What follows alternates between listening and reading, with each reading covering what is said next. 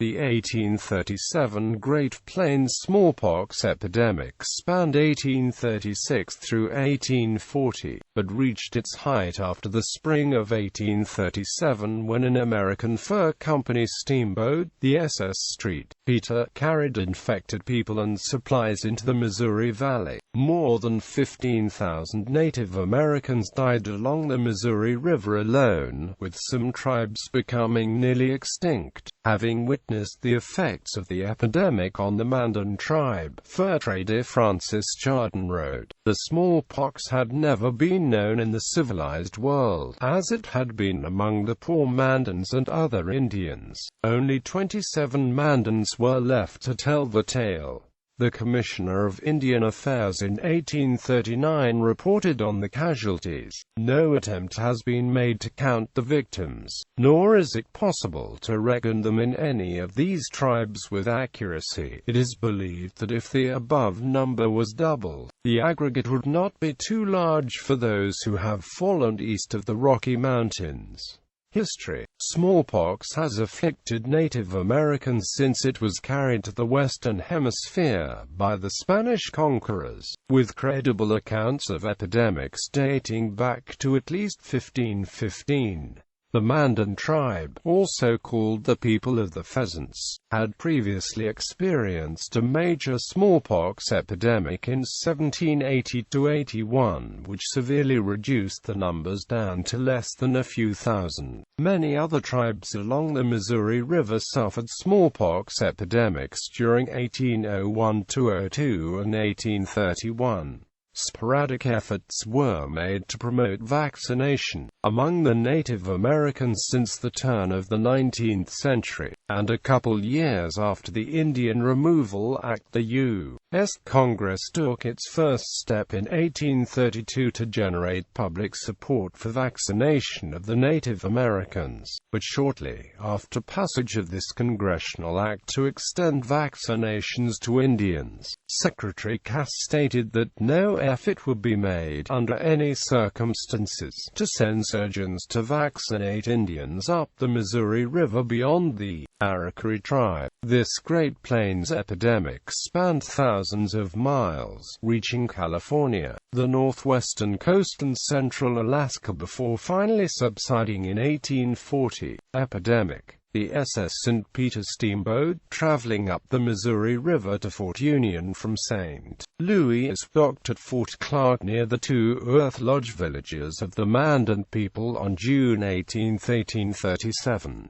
The disease spread to the Mandan people, and was of the most virulent, malignant hemorrhagic form. In July 1837, the Mandan numbered about 2,000. By October that number had dwindled to 23, 27 survivors by some accounts, 138 by another account. On August 11, Francis Chardon, a trader at Fort Clark, wrote, "I keep no AC of the dead, as they die so fast it is impossible, and by the end of the month, the Mandan are all cut off except 23 young and old men."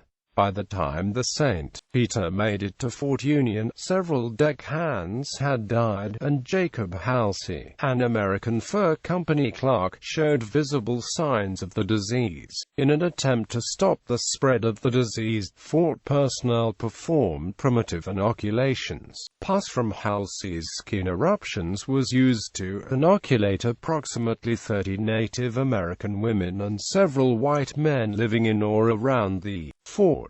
Within 2 weeks, the women who received the inoculations began dying from the disease. Eventually 27 of the 30 died. As the disease reached a peak at Fort Union, the Assiniboines continued to arrive at the fort for trade. Halsey wrote, "I sent our interpreter to meet them on every occasion, who represented our situation to them and requested them to return immediately from whence they came. However, all our endeavors proved fruitless. I could not prevent them from camping round the fort. They have caught the disease. Notwithstanding, I have never allowed an Indian to enter the fort, or any communication between them and the sick, but I presumed the air was infected with it for a half-mile. Later, a longboat was sent to Fort McKenzie via the Marias River. At Fort Mackenzie, the disease spread among the Blackfoot people housed there. The epidemic continued to spread into the Great Plains, killing many thousands between 1837 and 1840. In the end, it is estimated that 2/3 of the Blackfoot population died, along with half of the Assiniboines and Arikaris, 1/3 of the Crows, and 1/4 of the Pawnees. A trader at Fort Union reported such a stench in the fort that it could be smelled at a distance of 300 yards, as the bodies were buried in large pits or tossed into the river. Responsibility and intentional spread of smallpox. There have been many documented cases of smallpox being intentionally spread among the indigenous people of the Americas by colonizers, as observed by academic researchers in 1945. Smallpox killed more Indians in the early centuries than did any other single disease. The historical record here recounted not only proved the truth of the above statement, but also shows that this disease was the most dreaded of scourges,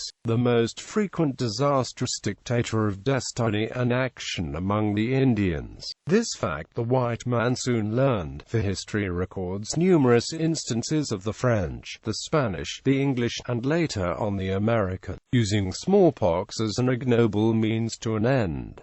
For smallpox was more feared by the Indian than the bullet. He could be exterminated and subjugated more easily and quickly by the death-bringing virus than by the weapons of the white man. Devastated by epidemics, Native Americans grew increasingly suspicious of the colonists to the extent it became tradition that they had been purposely infected. Trading became strained and hostilities and retribution increased. The white fur traders and settlers did their part during the 1800s to foster fear in the natives with threats and warnings that they would unleash the smallpox upon them. One such threat was delivered by fur trader James McDougall, who is quoted as saying to a gathering of local chiefs, "You know the smallpox. Listen, I am the smallpox chief. In this bottle I have a confine. All I have to do is to pull the cork, send it forth among you, and you are dead men. But this is for my enemies and not my friends." Likewise, another fur trader threatened Pawnee Indians that if they didn't agree to certain conditions, he would let the smallpox out of a bottle and destroy them. The Reverend Isaac McCoy was quoted in his History of Baptist Indian Missions as saying that the white men had deliberately spread smallpox among the Indians of the Southwest, including the Pawnee tribe, and the havoc it made was reported to General Clark and the Secretary of War. Artist and writer George Catlin observed that Native Americans were also suspicious of vaccination. They see white men urging the operation so earnestly they decide that it must be some new mode, a trick of the pale face by which they hope to gain some new advantage over them. So great was the distrust of the settlers that the Mandan chief forebears denounced the white man, whom he had previously treated as brothers, for deliberately bringing the disease to his people. After losing his wife and children to smallpox, and acquiring the affliction himself, he gave his final speech to the Arikara and Mandan tribes, imploring them to rise all together and not leave one of them alive, before dying on July 30, 1837. Others who have written about intentional communication of smallpox to Native Americans during the 1836–40 epidemic include Anne F. Ramanovsky in 1987 and Ward Churchill in 1992. According to Ramanovsky, the variola major can be transmitted through contaminated articles such as clothing or blankets.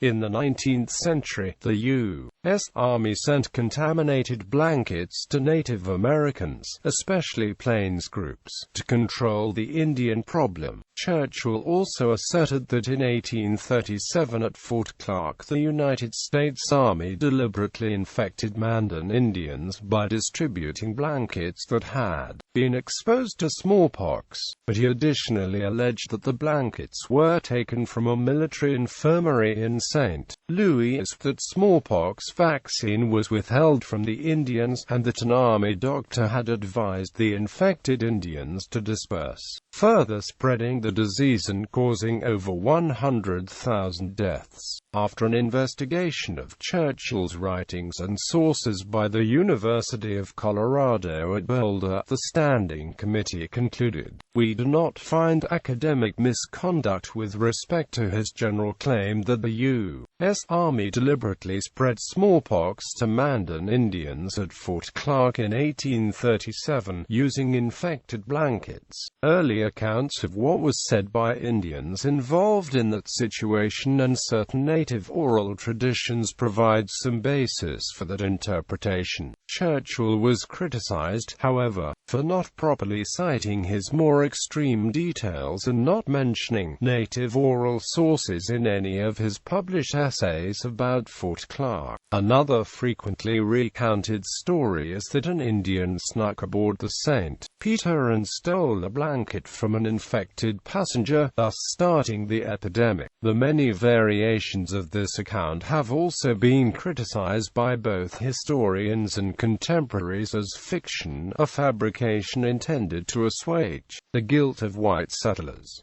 The blanket affair was created afterward and is not to be credited, notes B.A. Mann. While specific responsibility for the 1836–40 smallpox epidemic remains in question, scholars have asserted that the Great Plains epidemic was started among the tribes of the upper Missouri River by failure to quarantine steamboats on the river, and Captain Pratt of the St. Peter was guilty of contributing to the deaths of thousands of innocent people. The law calls his offense criminal negligence. Yet in light of all the deaths, the almost complete annihilation of the Mandans, and the terrible suffering the region endured, the label criminal negligence is benign, hardly befitting an action that had such horrendous consequences.